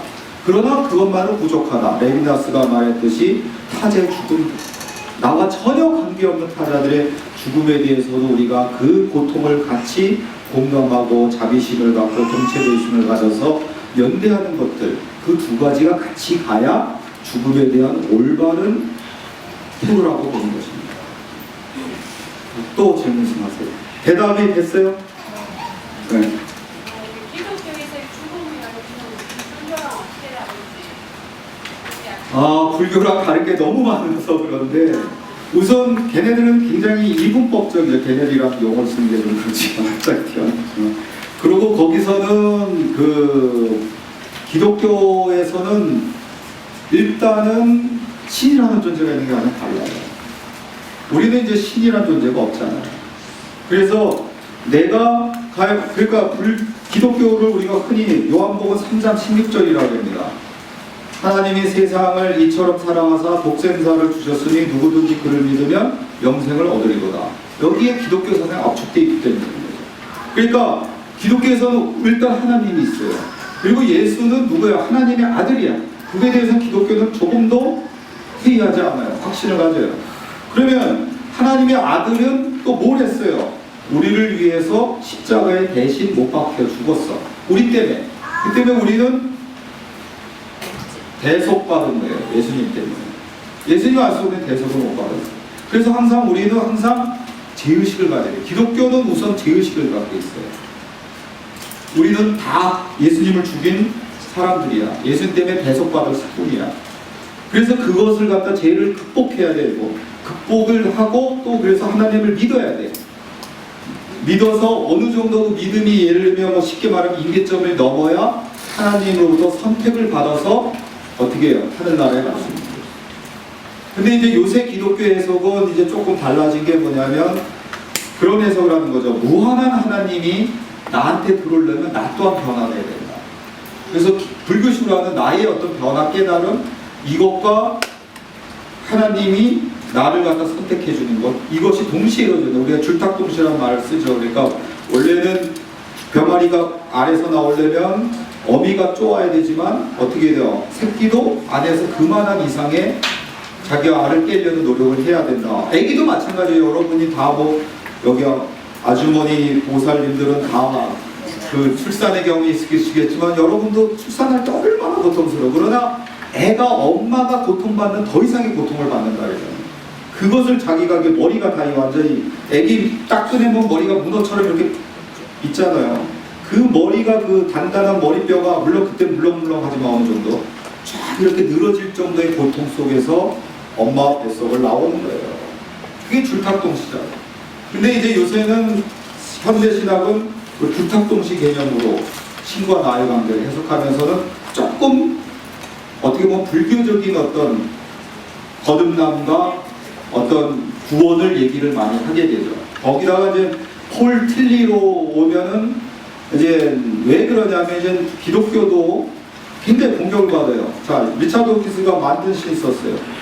야, 기독교에서 말하는 신 가짜 신이다 이거야. 우주가 이렇게 138년인데 우주에 신이 관여한 적이 없다. 우주 창조와 변화. 생명체도 38억 년 동안 이렇게 해서 진화해 왔는데 거기 신이 간섭한 예가 없다. 그러니까 니네가 말한 신 가짜다. 이런 과학적 인식을 할수록 기독교 신을 이제 부정하게 돼요. 그런 저런 걸 결합해서 폴 틸리라는 신학자는 이제 조직신학을 만들면서 신은 뭐냐? 관계성의 원천과 힘이라고 봐요. 우리가 나와 신, 나와 우주, 나와 타인들의 어떤 관계를 맺을 때 그런 관계 맺게 하는 원천으로 작용하고 힘으로 작용하는 게 신이다. 그러면서 상당히 또 불교적인 연기론적인 개념하고 굉장히 가까워지고 있고 그런 쪽에서는 기독교하고 불교가 만나고 있죠. 그래서 그 전에 구원 그러면 기독교에서는 무조건 내가 신의 선택을 받아서 천국에 가서 영생을 누린 거였지만은 이제 기독교에서도 나의 어떤 깨달음, 거듭남 이것이 동시에 이루어져야 되고 더 나아가서 구원은 나의 구원만이 아니라 타인의 구원까지도 해줘야 내가 구원이 된다. 이런 개념도 결합이 되고 있어서 이제 초기 기독교랑은 많이 달라졌어요. 다 시간이 됐지만 한 번만 더 받겠습니다. 예. 아니 요분이 먼저 받고 또 그까지도 받겠습니다. 네. 아까 강의 중에서도 네. 교수님이 차이에 대해서 네. 말씀을 몇 번 했는데 네. 이 앞에 있는 14번 저기서도 보니까 네. 차이가 몇 번 나오는데 밑에서 두 번째 진리를 추구하고 내 자신의 거듭남을 깨하면서 차이를 있는 것이야말로 이 차이에 대해서 좀 쉽게끔 네. 좀 우리 일상에서 예를 들어가지고 그 어떤 걸 말하는가 좀 알고 그러니까 아까 잠깐 강의에서 말씀드렸는데 우리 일상이란 건 굉장히 뭐 어떻게 돼요? 상투적이 있고 간섭적이잖아요. 큰 일 벌어져 아침에 일어나서 밥 먹고 그러니까 저가 군대를 몇 살에 갔는지 아세요? 28살에 갔습니다. 제가 이 소위 군대 땀을 빽매고 내무반 가자마자 상병 5명이 날라와갖고 저를 패더라고요. 나이 많으니까 미리 잡으려고 그러면서 죄송합니다. 이제 현장을 위해서 얘기하면 내무반장 첫마디가 야 이 씹새끼야 네가 우리 큰형님하고 나이가 같냐? 이래가 또 상병 5명이 막 하는 거야. 근데 제가 간 군대가 좀 특수부대여갖고 중대장이 훈시할 때마다 뭐라 하면 전군 최고의 학력을 가진, 저도 박사과정 다니다 왔었어요. 그런 군대, 그러면 전군 최고 학력이면 군대가 그런 무식한 짓이 없어야 되죠. 근데 무진장 무식한 군대였어요. 제가 볼 때. 다른 군대보다 더. 막 애들을 수시로 패갖고 막 후송도 가고 그랬어요. 제주도에서 면회 왔는데 면회도 안 보내주고 이래요. 고참들이. 얼마나 쫄병이 눈물이 났겠어요. 제주도에서 자기 부모가 면회. 근데 군대 가면 왜 또라이가 돼요? 거기 다 박사과정 석사 다 명문대 애들이 80%예요. 80%. 왜 그러겠어요? 매일 똑같은 일을 벌어요. 똑같은 일을 보니까 다 인간들이 어떻게 단순해져요. 그러니까 자기 편한 거, 맛있는 거 먹는 거, 잠자는 거 3가지밖에 생각 안 해요. 그래서 고참이 쫄병이 자기보다 편하면 눈에 불이 나는 거예요. 그 쫄병 어떻게 하면 편할까? 요력 피우고. 그게 군대예요. 그러니까 사람이 차이를 안 맞을 경우 인간이 짐승이 돼요. 근데 군대라는 건 매일이 똑같거든요. 차이가 없이 365일 똑같잖아요. 근데 우리들은 군대처럼 이렇게 인간이 짐승으로 안 변해요. 왜? 차이를 만듭니다.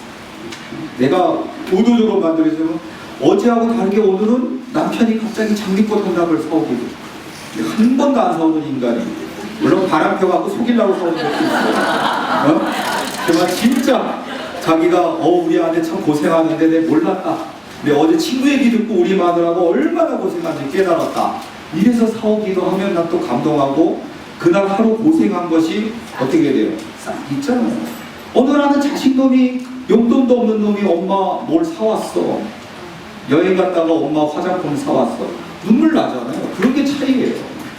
그 차이를 빚는 것이 저는 바로 이 모든 것이 반복되고 순환되는 이 우주 삼라만상이 다 그러지만 의미 있는 일이라 이겁니다.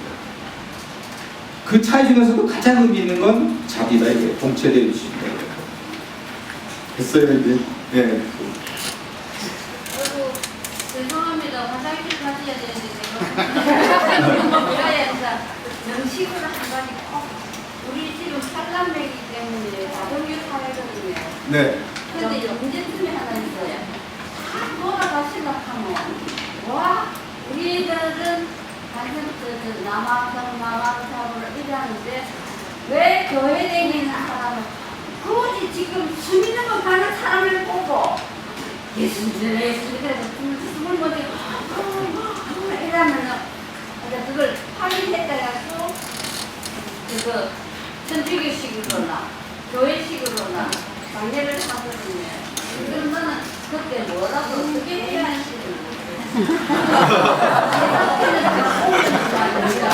내가 이거는 귀신이 아니다. 그거보다 귀신이 어디 있노? 살아있으면 산귀신이고 죽었으면 죽은 귀신이고 여기 귀신 안 될 사람 있으면 손들어 나와라. 우리 시동생이 목사님인데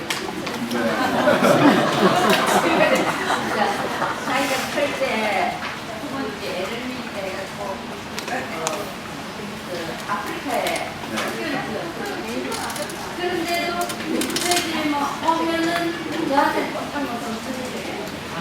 뭔가 나한테 다 절시킵니다. 네. 그거를 어떻게 잘 정리를 해야지.